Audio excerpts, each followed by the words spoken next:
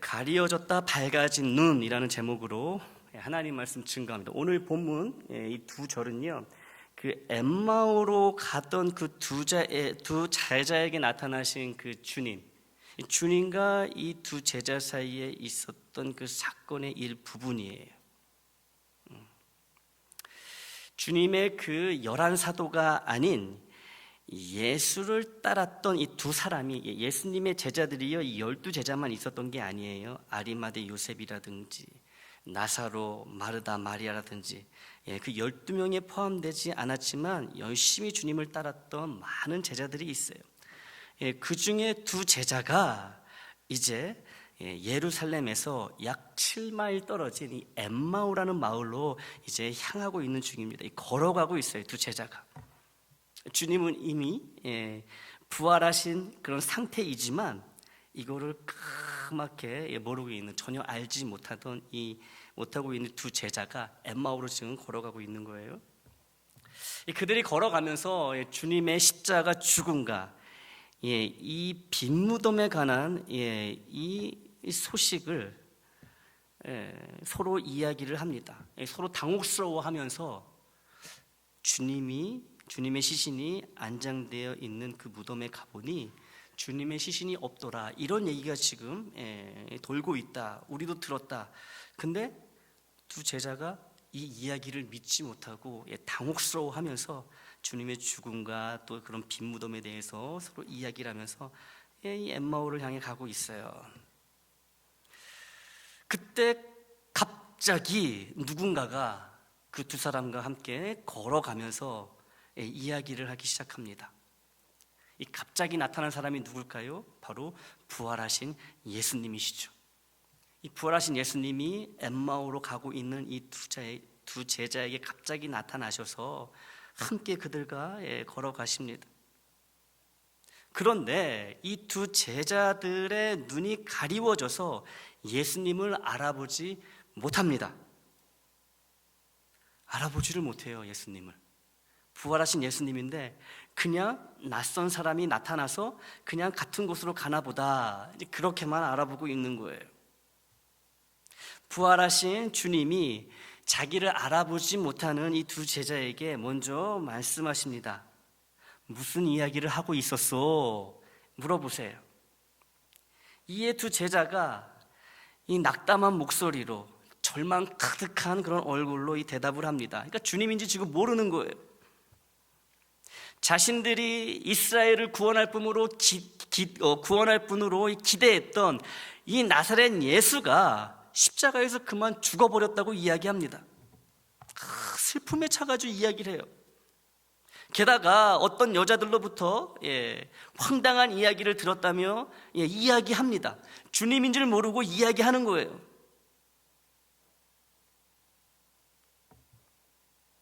이 여인들이 누구냐 하면 자신들과 함께 예수님을 따랐던 그런 사람들인데, 이 여인들이 오늘 새벽 주님의 시신이 있는 무덤에 갔었고, 가서 보니 주님의 시신이 있어야 할 무덤이 텅 비어 있었으며 천사들이 이 여인들에게 나타나 주님이 다시 살아나셨다고 말했다는 그들이 도저히 믿을 수 없는 이야기를 들었다고, 부활하신 주님께 부활하신 주님인 줄 모르고 이야기를 합니다. 믿을 수 없다는 얘기죠. 시신이 없어진 것까지는 뭐 그럴 수 있는데, 천사가 나타나서 죽은 주님이 다시 살아났다고 했다는 이 말을 본인들이 믿을 수가 없다라는 거예요. 이에 부활하신 예수님은 선지자들이 말한 모든 것, 즉 성경에 분명히 기록되어 있는 하나님의 말씀을 믿지 않고 있는 이 두 제자의 이 게으른 믿음을, 이 느린 믿음을 꾸짖으시며, 메시아가, 즉 그리스도가 영광에 들어가기 위해 반드시 고난을 먼저 겪어야 한다는 하나님 말씀을 다시 그들에게 자세히 가르쳐 주십니다. 그러니까 누군지도 모르고 이 두 제자는요, 그 말씀을 듣는 거예요. 배우는 거예요. 이 엠마오에 다다르자 예수님은 엠마오로 들어가지 않으시고 다른 곳으로 더 가시려고 합니다. 그러자 이 두 제자가 저녁이 다 되어가니 자기들과 함께 머물러 달라고 간청합니다. 강권해요. 강력하게 요청을 합니다. 예수님이 그들의 이런 간청을 들으시고 그들과 함께 하룻밤 머물 곳으로 들어가십니다. 그리고 들어간 그곳에서 그들과 함께 식사를 하시다가 떡을 취하시고 또 축사하시고 떼어서 그들에게 먹으라고 주십니다. 이때 가리어져 있던 그들의 눈이 떠지고 그제서야 그들과 함께 엠마오로 걸어오시고 말씀을 풀어서 자세히 가르쳐 주시고 떡을 직접 떼어 주신 분이 부활하신 주님임을 알아보게 됩니다. 그러나 주님은 이미 그들 곁을 떠나셔서 사라져 버리시고 난 후지요. 두 제자는 예수님께서 길에서 그들과 대화하며 성경을 설명하실 때 그들의 마음이 뜨겁게 달아올랐던 것을 서로 기억하며 이야기합니다. 그들은 바로 그 시간에 곧바로 예루살렘으로 달려가 11 제자와 그들과 함께 모인 사람들을 찾아 주님께서 부활하신 것이 사실이고 베드로 시몬에게 나타나셨던 것도 사실이라고 그렇게 인정하며 선언합니다. 자려고 이제 엠마오에 있는 한 숙소에 들어갔는데 눈이 떠져가지고 부활하신 주님을 이제 알게 되니까, 주님이 부활하셨다는 것을 이제 확인하고 나니까 그 야밤에 곧바로 예루살렘으로 뛰어 올라갔다는 거죠. 가가지고 이야기한 거예요. 주님 살아나신 거 맞다고, 우리가 봤다고, 이 여인들의 말이 맞다고, 사실이라고. 이 시몬 베드로가 주님을 본 것도 이거 다 사실이라고. 본인들이 지금까지 못 믿었는데 우리가 방금 그 부활하신 예수님을 만났다는 거죠. 불이 나게 뛰어가서 이제 전하는 거예요.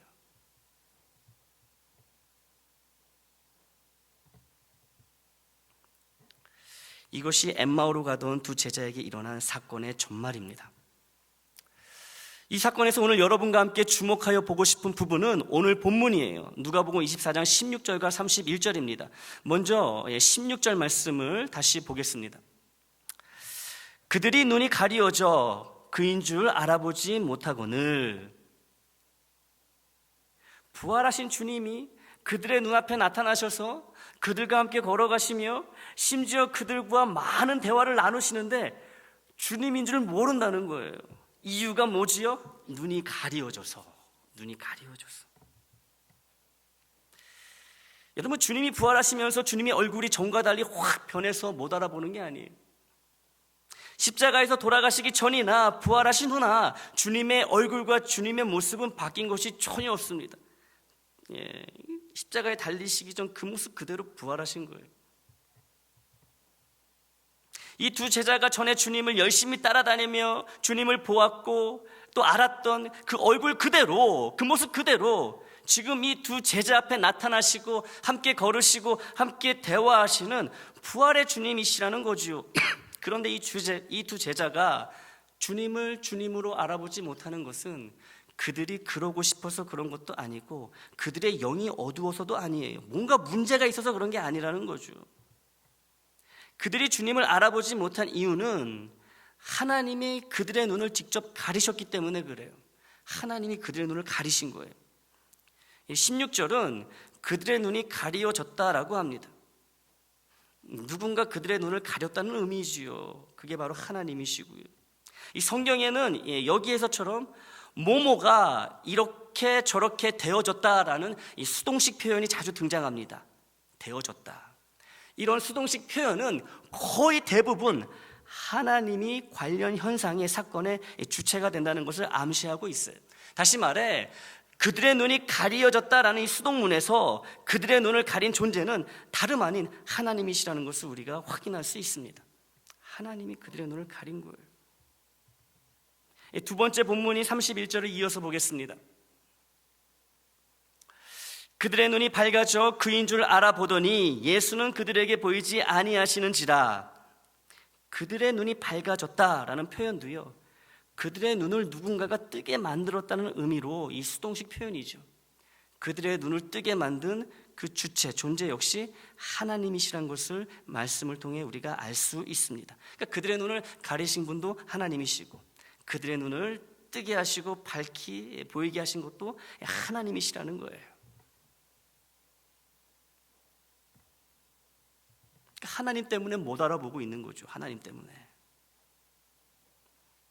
하나님이 행하신 모든 일에는 합당한 이유가 반드시 있으므로 오늘 본문에서 하나님이 이 두 제자의 눈을 가리시고 밝히신 이유 또한 분명히 있습니다. 그 이유를 찾는 것이 우리의 과제인 것이지요. 오늘 엠마오로 향하여 두 제자가 걷고 있을 때 주님이 등장하셔서 그들과 함께 걸으시며 대화를 하십니다. 만약 하나님이 이 두 제자의 눈을 가리지 않으셨다면 이 두 제자는 즉시 부활하신 주님을 알아보고 죽은 자 가운데서 살아나신 주님을 믿었을 것입니다. 하지만 하나님이 두 제자의 눈을 가려버리셨기 때문에 그들은 부활의 주님을 보고 있으면서도 주님의 죽음에 계속 머물러 있는 거예요. 눈이 가려졌으니 부활하신 주님을 눈앞에 두고도 그들의 생각과 그들의 마음은 여전히 주님의 죽음에 머물러 있다는 것이죠. 부활의 주님과 함께 걷고 함께 대화하면서도 기쁨이 아닌 슬픔과 절망에 빠져 있습니다. 하나님이 이 두 제자의 눈을 가리지 않으셨다면 즉시 주님을 알아보고 슬픔에서 벗어나 큰 기쁨과 감격 속에 주님과 재회했을 것입니다. 그런데 하나님이 이를 막고 계신 거예요. 의도적으로 지연시키고 계십니다. 그리고 주님도 하나님이 두 제자의 눈을 가리우셨다는 것을 알고 계시죠. 그래서 태연하게 그들에게 다가가시고 그들과 함께 걸으시며 마치 낯선 사람처럼 그들에게 말을 거십니다. 그들이 주님을 못 알아보고 있는 지금의 이 상태를, 이 상황을 주님은 전혀 이상하게 여기지 않으세요. 왜냐하면 하나님이 그렇게 하신 것을 알고 계시기 때문에 그런 것이죠. 왜 이들의 눈을 가리셨는지 주님은 진작에 알고 계신 거예요. 우리도 이제 알아가야 되는 거죠. 눈이 가려져 부활의 주님을 못 알아보는 그들에게 주님이 무엇을 말씀하시고 무엇을 하시는지 거기에서 답을 찾아보려 합니다. 눈이 가려져 부활의 주님을 알아보지 못하는 그들에게 주님이 다가가셔서 함께 걸으시며 무슨 이야기를 하고 있는지 그들에게 물어보십니다. 무슨 이야기를 하고 있었어? 물어보세요. 우리가 이미 알고 있듯이 이 두 제자는 슬픔 가득한 얼굴로 그들이 메시아로 믿었던 나사렛 예수가 이틀 전 예루살렘 골고다 언덕 위에 세워진 십자가에 달려 죽었고 여전히 죽어 있으며 이스라엘을 구원할 메시아로 믿었던 그들의 믿음이 산산조각 나버렸다고 답합니다. 또 자신들이 알고 있는 여인들로부터 주님의 시신이 무덤에서 사라진 것과 천사들이 주님이 다시 살아나셨다고 말했다는 것을 들었다고 그렇게 이야기합니다. 주님의 시신이 무덤에 세례식을 빨리 해야 되나 봐요. 이게 막 움직이네요. 이 주님의 시신이 무덤에 없는 것은 다른 제자들을 통해 확인이 되어서 그게 맞다고 믿을 수 있지만 주님이 부활하셨다는 이 소식을 전한 천사들의 말은 믿지 못하겠다라는 거죠. 그렇게 부활하신 주님께 주님이 부활한 것을 본인들은 믿지 못하겠다. 있을 수 없는 일이라고 이렇게 이야기를 하는 거예요. 결국 이 두 제자는 주님의 부활을 믿지 않고 있습니다. 그런데요, 이들이 주님의 부활을 믿고 있지 않기 때문에 하나님이 그들의 눈을 가리신 거라고 성급하게 결론짓지 말아야 합니다. 부활의 주님을 제일 먼저 알아본 막달라 마리아와 그 뒤 부활의 주님을 만나고 알아본 제자들은 모두 주님의 부활을 미리 믿고 있었기 때문에 하나님이 그들의 눈을 가리지 않으셨던 걸까요? 부활하신 주님을 만나기 전에 주님의 부활을 믿고 있는 사람의 눈은 하나님이 가리지 않으시고 부활하신 주님을 직접 눈으로 본 후에야 주님의 부활을 믿는 사람의 눈은 하나님이 가리셨던 걸까요? 아니라는 거예요. 막달라 마리아나 베드로를 비롯한 제자들도 오늘 본문의 두 제자와 마찬가지로 주님의 부활을 믿지 않고 있었으면 전혀 믿지 않았어요. 그러므로 부활의 믿음이 있고 없고가 하나님이 눈을 가리시는 기준이 아니라는 거지요. 막달라 마리아, 다른 제자들과 오늘 본문의 두 제자가 다를 바가 없다라는 거예요. 부활을 다 못 믿고 있었어요. 그런데 막달라 마리아의 눈은 가리지 않으셨잖아요. 하나님이. 베드로의 눈은 가리지 않으셨잖아요. 바로 알아볼 수 있게 하셨잖아요. 그래서 믿음이 있고 없고 부활의 믿음이 있고 없고 이 유무가 하나님이 눈을 가리시는 기준이 아니라는 거예요. 그런데 하나님이 유독 이 두 제자, 엠마오로 가고 있는 이 두 제자의 눈만 가리셨고, 그래서 이 두 제자가 부활의 주님을 눈앞에 두고도 부활의 주님을 알아보지 못하게 하셨다는 거예요. 아주 특별한 목적을 갖고 하나님이 의도적으로 이 두 제자의 눈을 가리셨다는 것을 짐작할 수 있습니다. 주님은 이미 부활하셨는데 이 두 제자의 마음속에 주님은 여전히 죽어 있습니다. 이런 그들에게 주님이 이렇게 말씀하십니다. 25절과 26절 말씀이에요. 이르시되 미련하고 선지자들이 말한 모든 것을 마음에 더디 믿는 자들이여, 그리스도가 이런 고난을 받고 자기의 영광에 들어가야 할 것이 아니냐 하시고, 여기서 주님이 말씀하시는 고난은 주님의 십자가 죽음을 가리키고, 자기의 영광은 사망에서 살아난 주님의 부활을 가리킵니다. 이미 하나님이 예언자들의 입을 통해 죽음과 부활을 말씀하셨고, 그것이 성경에 정확히 기록되어 있는데 왜 아직도 이 말씀을 믿지 못하고 있냐는 주님의 말씀이지요. 왜 기록된 하나님의 말씀을 믿지 못하느냐? 말씀대로 이루어지는데, 말씀대로 이루어질 수밖에 없는데 왜 예수의 부활을 믿지 못하느냐고 주님이 제자들에게 말씀하시는 거예요. 왜 이렇게 마음이 더디 믿느냐고 말씀하시는 거예요. 그리고 곧이어 모세오경에서부터 선지서에 이르기까지 주님 자신에 관한 예언 말씀을 아주 자세하게 그들에게 풀어서 설명을 해주십니다. 이 두 제자는 정말 횡재를 맞은 거죠. 주님한테 말씀 공부를 하고 있으니 여러분, 이것보다 더 큰 횡재가 어디 있겠습니까? 두 제자는 지금 주님과 이 말씀 산책을 하고 있는 거예요. 걸어가면서. 이게 정말 오리지널 말씀 산책이죠. 너무 부러워요. 주님이 직접 인도하시는 말씀 산책이라니요, 여러분, 생각만 해도 가슴이 벅차오르지 않으십니까? 시간 가는 줄 모르고 주님의 말씀을 듣다 보니 어느덧 엠마오에 도착합니다. 그런데요, 이 두 제자가 일반적이지 않은 행동을 주님께 보입니다. 이들은 아직도 눈이 가리워져서요, 이 주님이 이 부활하신 자신들의 주님이심을 모르고 있어요. 지금 자기들과 이야기하고 말씀을 가르쳐준 이 사람이 부활하신 주님을 아직 모르고 있습니다. 지금 그들의 눈에 주님은 생판 처음 보는 낯선 사람일 뿐이에요. 주님의 행선지는, 도착지는 엠마오가 아니지요. 그래서 엠마오가 목적지인 그들과 이제 헤어지려고 하십니다. 그런데 이 두 제자가 아직 낯선 사람인 주님을 붙드는 거예요. 가지 마시라고. 자신들과 함께 같은 숙소에서 밤을 보내자고 강권합니다. 강력하게 설득하는 게 이 강권이지요. 눈이 가려진 두 제자에게 이 주님은 낯선 사람이라니까요. 아직 몰라요. 이분이 주님이란 걸 모릅니다. 그런데 이 낯선 사람에게 두 제자가 자기들과 한 숙소에서 같은 공간에서 함께 식사하고 함께 쉬자고 이 강력하게 이렇게 설득하는 것은 굉장한 이상한 일일 수밖에 없다는 거죠. 이 이상한 일이 발생한 이유가 32절에 나옵니다. 32절. 32절 보여주세요. 없어요? 제가 읽겠습니다. 그들이 서로 말하되, 두 제자가 서로 말하되, 길에서 우리에게 말씀하시고 우리에게 성경을 풀어주실 때에 우리 속에서 마음이 뜨겁지 아니하더냐. 가려진 눈 때문에 부활의 주님을 낯선 타인으로밖에 보지 못하는 그들이었지만 주님이 하나님의 말씀을 풀어서 설명해 주실 때 그들의 마음이 뜨겁게 타올랐다라는 거예요. 하나님의 말씀 때문에 마음이 뜨겁게 타올랐다라는 것이죠.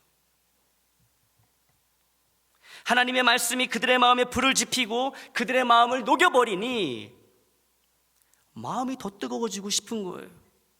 마음이 더 녹기를 바라는 이 영적인 본능에 이끌렸던 것이지요. 자기들도 모르는 사이에 자신들의 깊은 삶 속으로 주저없이 여전히 낯선 사람으로 보이는 주님을 강력하게 초대하게 됐다는 거예요. 주님이 주님인 줄 몰라요. 부활하신 주님인 줄 모릅니다. 그냥 낯선 사람이에요. 근데도 이 낯선 사람이 전한 말씀 때문에 이 마음이 뜨거워지니까 이 사람하고 더 있고 싶은 거예요. 그냥 보낼 수가 없는 거예요. 이 영적으로 끌리는 거죠. 본능적으로 끌리는 거예요. 영적 본능에 의해서. 그래서 강권하여서 붙잡았던 거예요. 주님인 줄도 모르면서. 낯선 사람인데 같이 우리와 이 밤을 함께 지내자, 같이 식사하고 같이 쉬자. 뜨거워진 말씀 때문에, 말씀으로 뜨거워진 마음 때문에 여전히 낯선 사람인 이 주님을 잡아당겼다는 것이죠. 주님이 그들의 초대에 응하여 그들과 함께 엠마오의 한 숙소로 들어가십니다. 그리고 그들과 함께 식사를 하십니다. 식사를 하시다가 떡을 손에 잡으십니다. 그리고 그 떡을 축사하신 다음 떡을 떼어 두 제자들에게 주십니다. 바로 이때 제자들의 가려진 눈이 밝아져요. 바로 이때 하나님이 이 두 제자의 눈을 뜨게 하십니다. 밝아지게 하세요. 그러자 그제서야 이 낯선 사람이 부활하신 주님이심을 깨닫게 됩니다. 깨닫게 돼요. 그런데 주님은 다른 곳으로 이미 떠나셔서 더 이상 그곳에 그들과 함께 계시지 않지요. 사랑하는 애장 식구 여러분, 하나님이 엠마오로 가던 두 제자의 눈을 가리신 사건과 다시 뜨게 하신 사건, 이 두 사건 사이에 있었던 일들을 아는 것이 매우 중요합니다. 그래야 하나님이 왜 두 제자의 눈을 일부러 가리시고 또 일부러 눈을 뜨게 하셨는지 그 이유를 알 수 있기 때문이지요. 눈이 가려지고 눈을 다시 뜨게 되는 이 두 사건 사이에는 말씀과 성만찬이 있습니다. 무엇이 있다고요? 말씀과 성만찬이 있다라는 거예요. 눈이 가려지고 눈이 다시 뜨게 되는 이 두 사건 사이에 하나님의 말씀과 성만찬이 있었더라. 주님이 먼저 두 제자에게 그리스도에 대해 예언된 구약 성경의 말씀을 자세히 설명해 주십니다. 하나님의 말씀을 가르치십니다. 그 다음 그들과 함께 식사하시면서 떡을 손수 떼어 두 제자에게 먹으라고 주십니다. 이는 주님이 십자가에 달리시기 전 12제자와 유월절 마지막 식사를 하시면서 제정하신 성만찬, 주님의 살을 상징하는 떡을 떼고 주님의 피를 상징하는 포도주를 마시는 이 성만찬을 연상시켜요. 결국 주님이 죽음에서 다시 살아나셨다는 것을 믿는 것은 주님을 두 눈으로 직접 볼 수 없더라도 하나님의 말씀을 듣고 배우고 믿음으로써, 그리고 성만찬에 참여함으로써 충분히 가능하다는 것이지요. 그래서 이 엠마오 사건을 하나님이 일으키신 거예요. 부활하신 예수를 눈으로 직접 보지 못하더라도 그 예수의 죽음과 그 부활을 이미 예언하신 하나님의 말씀을 듣고 배우고 믿는다면 충분히 부활의 예수를 믿을 수 있다는 것을 이 엠마오의 두 제자를 통해서 하나님이 보여주신 거예요. 그래서 눈을 가리신 거예요. 부활하신 예수를 눈으로 보지 못해도 말씀만으로 얼마든지 부활하신 예수 그리스도를 믿을 수 있게 되고, 또 성만찬에 참여함으로써 그 부활하신 예수에 대한 믿음을 더욱 키워나갈 수 있다는 것을 알려주셨다는 거예요. 그래서 일부러 이 두 제자의 눈을 가리셨던 것이고, 또 두 제자의 눈을 뜨게 하셨다는 것이지. 직접 보지 않아도, 예수를 직접 만나지 않더라도 말씀 가운데 임하는 성령으로 인하여서 그 말씀을 믿는다면은 직접 두 눈으로 보는 것 이상으로 우리가 예수님의 살아계심을 믿을 수 있다는 거예요. 그래서 눈을 가리셨던 거예요. 일부러 가리셨던 거예요. 얼마나 깊은 우리 하나님의 마음이십니까? 일부러 그렇게 하신 거예요. 여러분, 부활의 주님을 직접 눈으로 보고 주님을 구세주로 믿게 된 사람이 많을까요? 아니면 부활의 주님을 직접 본 적은 없지만 그럼에도 주님을 구세주로 믿게 된 사람이 많을까요? 어느 쪽이 더 많을까요? 당연히 주님을 직접 만나지 못했지만 주님을 믿는 사람의 수가 압도적으로 많습니다. 여러분, 부활하신 주님을 직접 목격한 사람들은요, 숫자가 많지 않아요. 그렇게 40일 동안 이 땅에 계시면서 부활하신 후에 사람들이 봐봤자 얼마나 많이 봤겠습니까? 그런데 여러분, 지금 예수 믿는 사람들 숫자만 한번 생각해 보세요. 우리만 한번 생각해 보세요.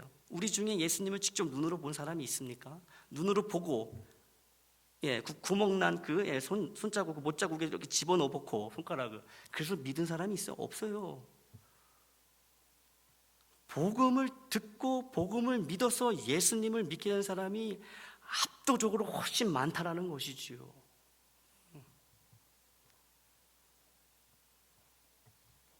주님의 죽으심과 다시 살아나심에 대한 하나님의 그 말씀을 믿지 못한다면, 복음을 믿지 못한다면, 그리고 귀로 들리는 복음을 믿지 않는다면 부활하신 주님을 직접 눈으로 보더라도 주님을 믿지 못할 것이라고 주님은 부자와 거지 나사로 비유를 통해 분명하게 알려주셨습니다.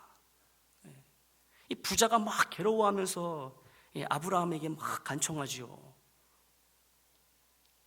내 형제들이 아직 이 땅에 살고 있는데 이 형제들이 나와 같이 이렇게 지옥에 오지 않도록 내가 내려가서, 내가 다시 부활해서 그들에게 가서 너희들 하나님 바르게 믿어야 된다, 안 그러면 나처럼 지옥 간다, 내가 이야기를 전한다면 나의 불쌍한 형제들은 나처럼 이렇게 고난 가운데 영원한 고통을 겪지 않을 터이니 나를 다시 보내달라 그러죠. 그랬더니 아브라함이 뭐라 그래요? 그럴 필요 없다 그러죠. 이미 모세와 선지자를 통해 가지고 예수 그리스도에 대한 말씀이 선포가 되었는데 그 말씀을 믿지 못한다면 죽은 자가 다시 살아서 나가더라도 보더라도 믿지 않을 거다라고 말씀하시잖아요. 여러분, 내가 봐야지 믿겠다, 내가 경험해야지 믿겠다, 예수 믿는 건 이런 믿음의 차원이 아니에요. 보지 못하더라도 말씀을 듣고 말씀을 믿어야지 믿을 수 있는 게 주님에 대한 믿음이라는 것이지요. 여러분, 우리는 보고 믿는 자들이 아닙니다. 보지 않았지만 말씀을 듣고 말씀을 믿어 주님을 믿는 자들이에요. 참 믿음을 가진 자들이 바로 우리라는 것이죠.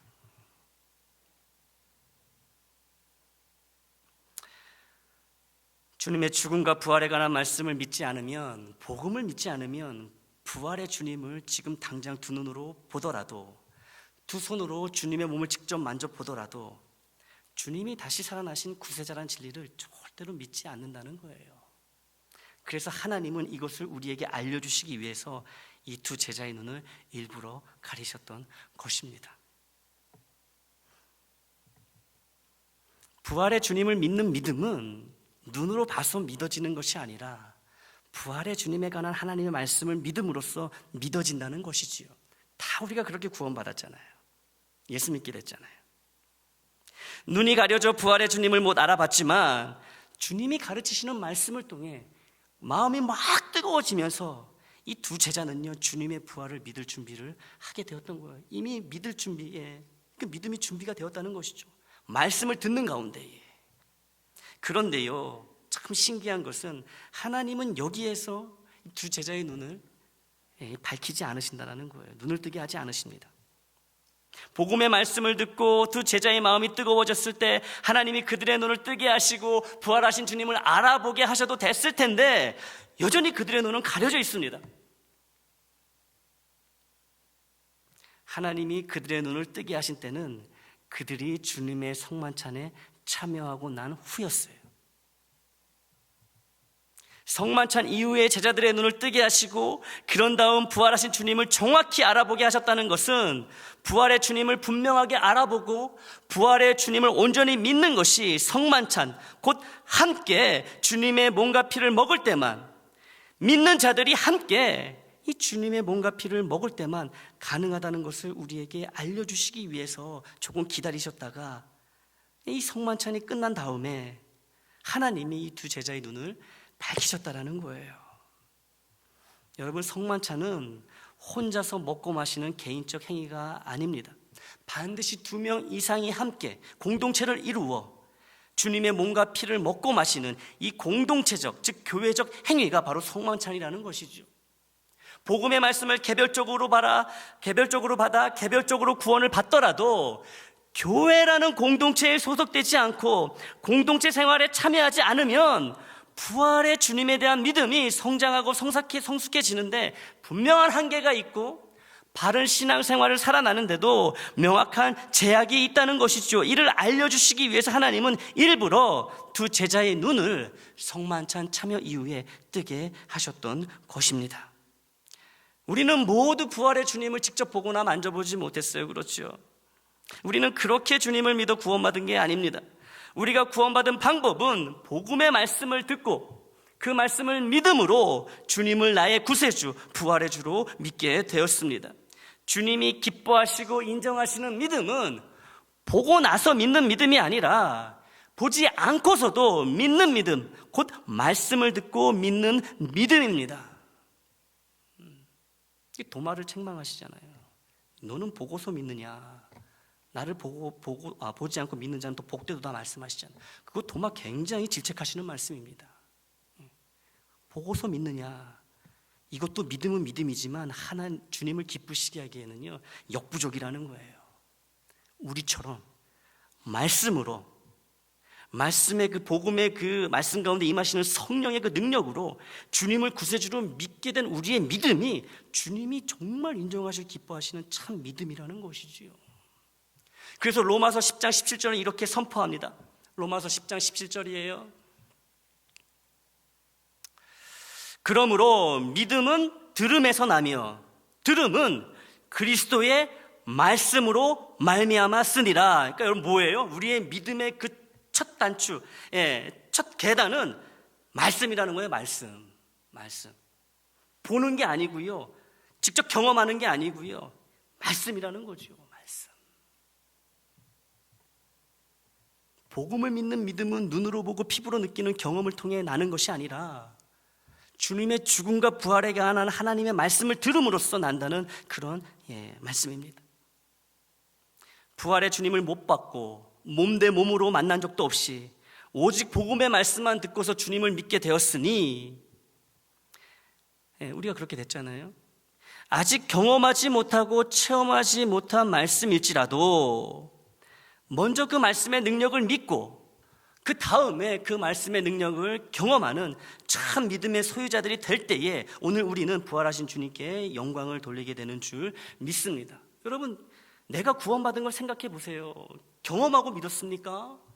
예수님 만나고 직접 눈으로 보고 주님의 몸을 만져본 다음에 그 다음에 믿으셨어요? 아니잖아요. 보지 못한 가운데에 오직 말씀, 복음 말씀 하나로 우리가 주님을 믿게 됐잖아요. 그렇다면 성경에 기록된 하나님의 모든 말씀, 아직 내가 경험하지 못하고 체험하지 못한 많은 말씀들이 있잖아요. 그런 말씀들일지라도 일단은 믿자라는 거죠. 믿어야 된다는 거죠. 우리가 그렇게 구원을 받았듯이. 그렇게 내가 아직 경험하지 못한 말씀일지라도 일단 믿고 나면, 하나님의 능력의 말씀을 믿고 나면은 그 말씀의 능력이 이제 나에게 경험으로 체험된다는 거예요. 우리가 그렇게 살아야지 부활하신 주님을 기쁘시게 할 수 있다는 거예요. 그게 참 믿음을 소유한, 참 구원받은 자들의 마땅한 신앙의 모습이 된다는 것이지요. 또 오늘 본문의 두 제자의 눈이 성만찬 참여 후에 밝아졌던 것을 기억하면서 주님을 더 바르게 믿고 더 열심히 따르며 성실하고 열심히 있는 신앙생활로 부활의 주님을 더욱 기쁘시게 해드리기 위해 교회를 섬기고 교우들과의 믿음과 사랑의 교제에 항상 적극적으로 뛰어드는 우리 모두가 되기를 축복합니다. 말씀을 의지하는 뜨거운 믿음과 적극적으로 참여하는 교회 공동체 생활로 오늘 나와 우리를 위해 사망 권세를 이기시고 부활하신 주님께 합당한 영광과 감사를 늘 올려드리는 저와 여러분이 되기를 부활의 주님의 이름으로 축원합니다.